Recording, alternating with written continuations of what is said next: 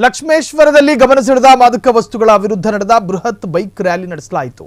Lakshmeshwar police ಠಾಣೆಯ ವತಿಯಿಂದ ತಾಲೂಕು ಆಡಳಿತ ಮತ್ತು ಪುರಸಭೆ ವತಿಯಿಂದ ಈ ಬೈಕ್ ರ್ಯಾಲಿ ಆಯೋಜನೆ ಮಾಡಲಾಗಿತ್ತು. ಪ್ರತಿ ವರ್ಷ ಜೂನ್ 26ನೇ ತಾರೀಕು ವಿಶ್ವ ಮಾದಕ ವಸ್ತು ವಿರೋಧಿ ದಿನ ಆಚರಿಸಲಾಗುತ್ತೆ.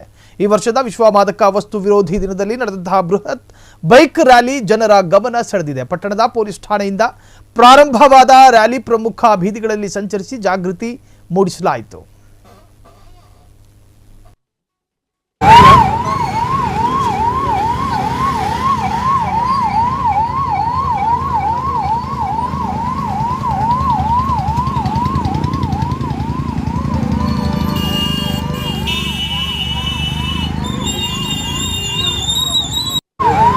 ಕ್ಷಣ ಕ್ಷಣದ ಸುದ್ದಿಗಳಿಗಾಗಿ ಫ್ರೀಡಂ ಟಿವಿ ಸಬ್ಸ್ಕ್ರೈಬ್ ಮಾಡಿ, ಲೈಕ್ ಮಾಡಿ ಹಾಗೂ ಫಾಲೋ ಮಾಡಿ.